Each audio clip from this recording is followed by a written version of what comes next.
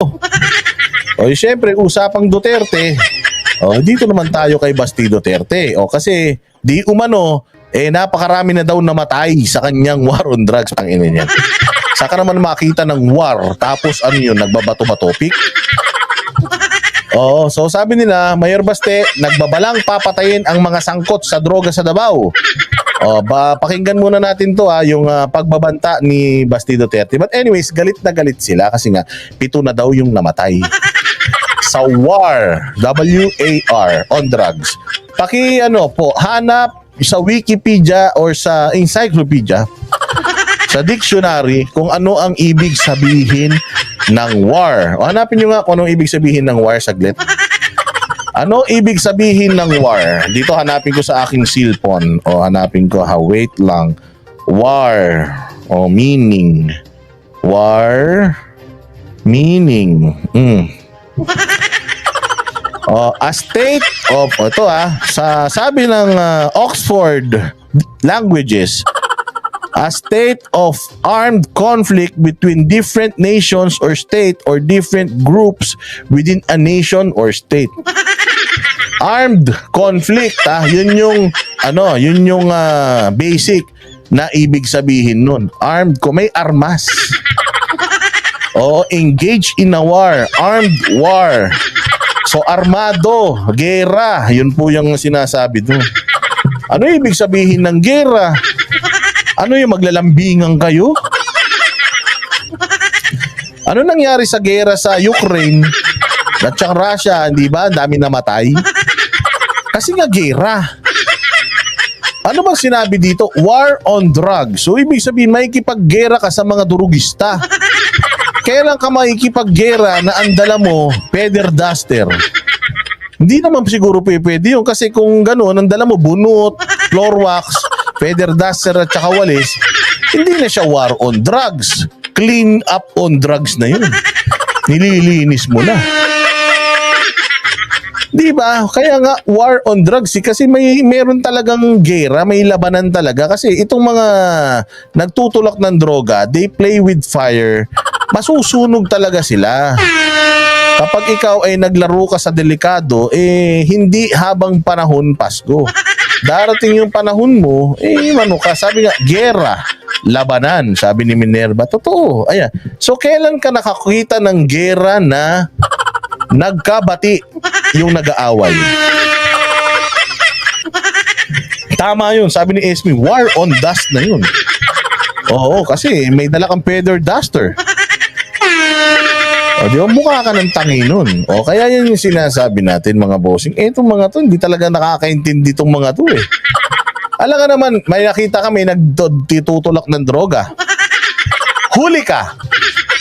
May drugs ka. Sumuko ka na. Parang awa mo na. Bumunot ng baril. Pag bunot ng baril, anong gagawin mo? Anong gagawin mo? Entay mo pumutok bago ka bumunot ng baril? Patay ka na nun. Bumunot ng baril, syempre bubunot ka rin ng baril. Kasi hindi naman yan baril tapos huli ka. Hindi naman ganun ang pulis Ang pulis, huli ka, taas kamay, dapa. Ganun di ba? Pero kung sinabi na huli ka, taas kamay, dapa, taas naglabas ng baril, anong gagawin mo? Tatakbo ka? Anak ng tinapay Ano sabi nga ni Esme, anong gagawin mo? Pipikit? Hindi ko talaga magets kung binalaan naman. Mga adik. Sinasabihan ko na, kakilala nyo kung sino kayo. Parang yung nang-scam din yan ng 200,000 sa OFW. Kilala mo kung sino ka. Di ba? Kilala nyo kung sino kayo. Itigil nyo na yung pagtitinda ng droga, pagtutulak ng droga, at pagsira sa buhay ng mga kabataan at ng mga breadwinner. Ayaw ko yan dito sa Davao. Umalis na kayo.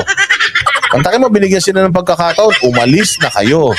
Kasi kung hindi kayo alis, ipagpapatuloy niyan, papatayin ko kayo. Ano masama ron? Itinutupad lang naman niya yung gusto niyang gawin. Yung pinangako niya, tinutupad niya. Buti nga yung pangako niya, tinutupad niya. 20 pesos na bigas, pinangako din, wala pa hindi ba? Sige, pakinggan natin tong balita. Play. Pinaiimbestigahan na ng PNP ang serye ng anti-drug operation sa Davao City kung saan 7 ang napatay matapos umanong manlaban. Ilang araw lang yan matapos magdeklara ng drug war si Mayor Baste Duterte. Nasa frontline ng balitang yan, si Brian Basa. So, muna ko dire, di mo mohawa, di mo undang, at yun tamo. Kaya simple, kalinaw. Kung di kayo aalis, tinan mo, aalis at saka titigil. Binigyan niya ng dalawang option eh. Addict ka, pusher ka, tumigil ka. Pag tumigil ka, hindi ka na namin i-operate. Pero kung sinabi ko na, kung di umalis kayo, tumigil kayo, hindi pa rin kayo tumigil, hindi pa rin kayo umalis, anong gusto nyo? Si Baste aalis. Anong gusto nyo mangyari? Yung Davao Police ang aalis. Mahiya sila sa inyo, ganon.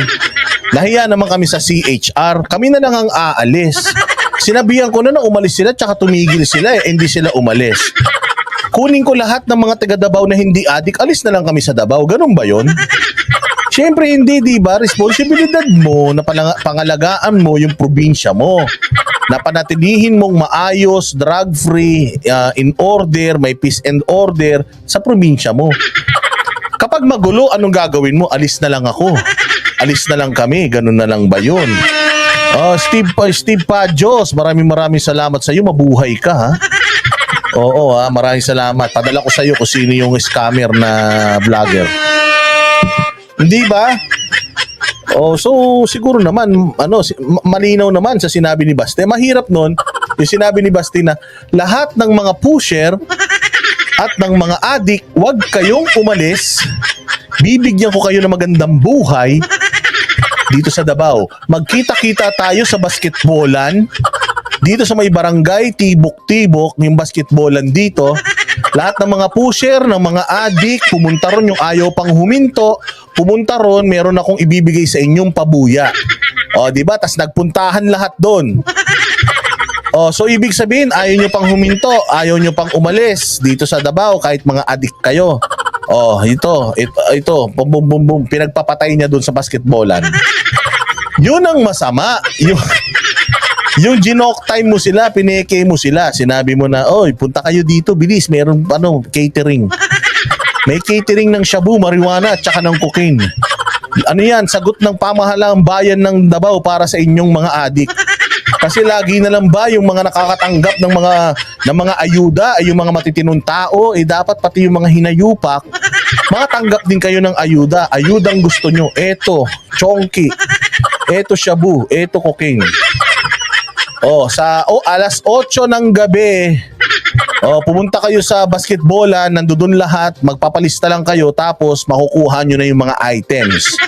Tapos pagdating doon, boom, ginas chamber niya, pinasabog niya ng bomba. Kaya inano niya, tinuli niya lahat. Ayun, masama yun. Ito kalinaw-linaw, sinabi, kung hindi kayo aalis, hindi kayo titigil, papatayin ko kayo. Nung alangan naman, kung hindi kayo aalis at kung hindi kayo titigil, iiyak ako. Hindi naman yung alangan naman gano'n sabihin niya, anong klaseng mayor siya. Thank you very much, ha. Lian Orsini. Tawa ka ng tawa sa live ko, baka mapalayas ka ng amo mo, ha. Patayin ko kayo. May namatay. Di palakpakan nyo dapat siya. Sinunod niya yung niya eh. Yung kanyang pangako, tinupad niya. Bakit ba gustong-gusto nyo yung mga politiko na nangangako tas hindi tinutupad yung pangako? Itong mga politiko na nangangako na tinutupad, nagagalit kayo. Ang gulo-gulo na ng Pilipinas eh. Play natin kalinaw ng sinabi ni Basti, atapang-atao. Ito ang babala ni Davao City Mayor Sebastian Baste Duterte sa mga durugista sa kanyang lungsod. Sinabi ito ng alkalde sa turnover ceremony ng bagong hepe ng Davao City Police Office noong Biyernes. Kasunod yan ng anyay pagtaas ng bilang ng mga gumagamit ng iligal na droga sa lungsod. Papatayin din daw ni Mayor Baste ang mga nagbebenta ng droga kung hindi aalis sa Davao City. Dili ka afford nga madaot ang family, ang mga community tungod lang na for your selfish venture. Di ba? Hindi ko afford na masira ang pamilya, ang mga community dahil dyan sa selfish venture. Hindi naman niya sinabi dito na hindi ko afford na Huwag niyo sirain ng mga pamilya rito sa Davao. Dapat lahat tayo rito maging adik. Mali naman yun. Tama yung sinasabi niya eh. Bakit niyo siya binabatikos kung tama yung sinasabi niya? Na hindi niya gusto na masira ang mga pamilya at community dahil lang sa gusto niyong kumita ng bilyong-bilyong pera sa pagtitinda ng droga. Tama eh, di ba? Anong mali sa sinabi niya? O bakit kayo galit sa kanya? Eh kung tama naman pala yung sinabi ni Basti rito, tama naman pala na trabaho ng mayor yung ganito, bakit kayo nagagalit? Bakit kayo naiinis? Bakit nyo sila sinisiraan? Ano ba gusto nyo? Maging addict na lahat ng Pilipino sa Pilipinas? Ganon. Gusto lang ka mo dato, kay mamaligya kag droga. Kanya, imong daoton ang lain tao tungod sa imuhang because of your greediness. Pat yun. Pagkatapos niyang sabihin ng alkalde noong Biyernes, 7 drug personalities ang namatay sa magkakahiwalay na buy-bust operations. 17 naman ang naaresto. Pero Anong tawag dyan? 7 out of 17. Ilang ano yan? Ilang porsyento yan? 7 patay, 17 arestado. Ang masaklap, yung mas marami yung patay sa arestado. Oo, at least mas marami yung arestado kaysa sa patay. Di ba? Kasi kung talagang sinasalvage nila yan, walang arestado, patay lahat yan. 24 ang patay. Walang naaresto. Yun masama yun. Which ibig sabihin, shoot to kill na yun. Pero hanggat meron namang buhay, 17, at ibig sabihin, may 17 hindi nanlaban. May 7 na nanlaban. Tama o mali?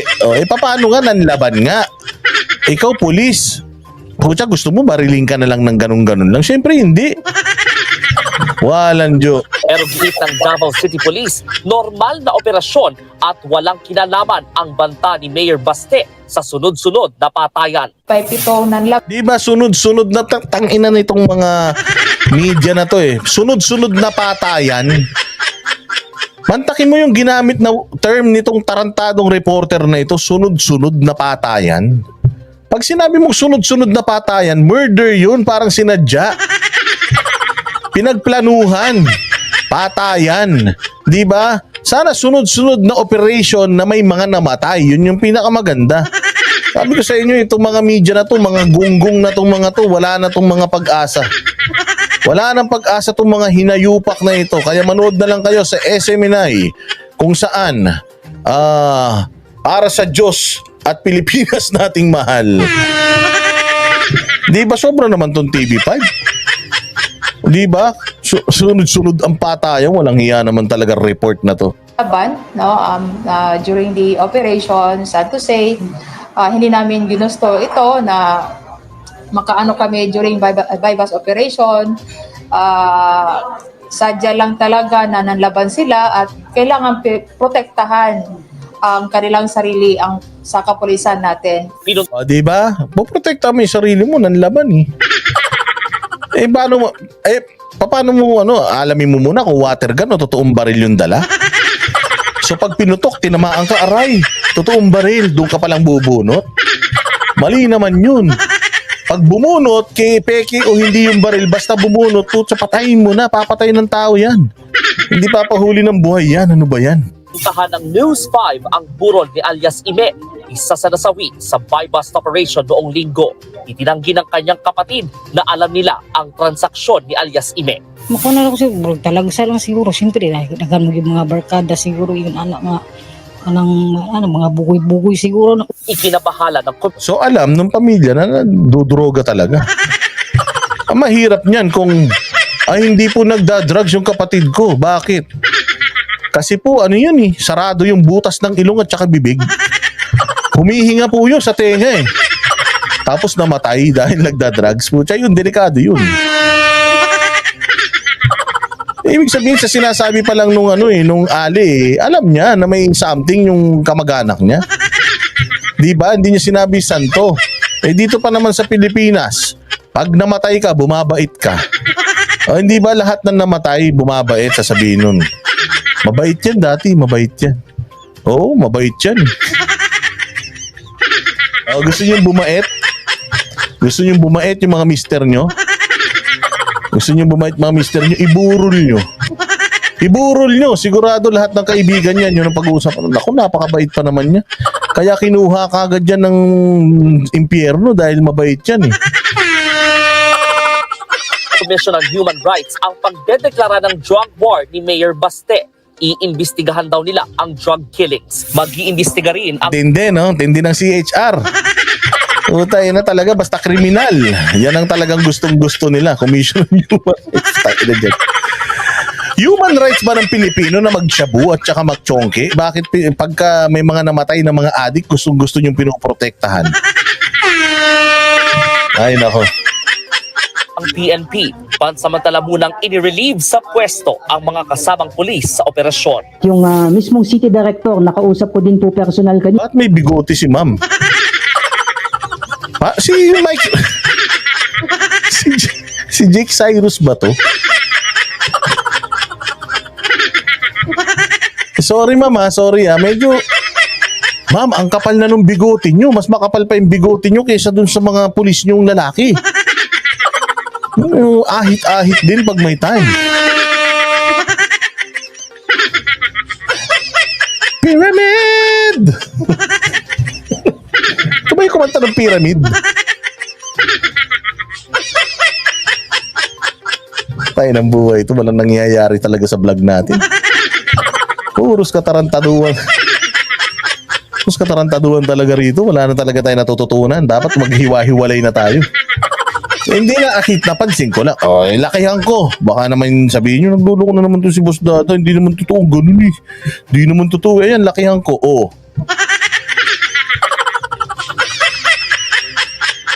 May balbas, no? Ay, bigote. Si Mr. Suabe ba siya? Hindi, sinabi ko lang. Napansin ko lang, syempre. Alam nyo naman ako, lahat nakikita ko. So yung makikita mo, ganyan, di ba? Si Justin Bieber yan, hindi gago. Loko-loko talaga to. Si ano yan? Si Miley Cyrus. Medyo balbon. Balbon. Okay. Hindi kasi ito sa mga pulis ito lang sasabihin ko totoo yan. Di ba bawal may bigote sa pulis? Kailangan ahit? Sino dito mga kaibigan pulis? Mga kaibigan kong pulis, hindi makapagpatubo ng bigote yun dahil bawal. Kailangan clean cut sila, di ba? Naka 2x3 nga yan. Ahit yan, malinis. Walang balbas, di ba? Kailangan ganun ng pulis. Bakit si ma'am meron?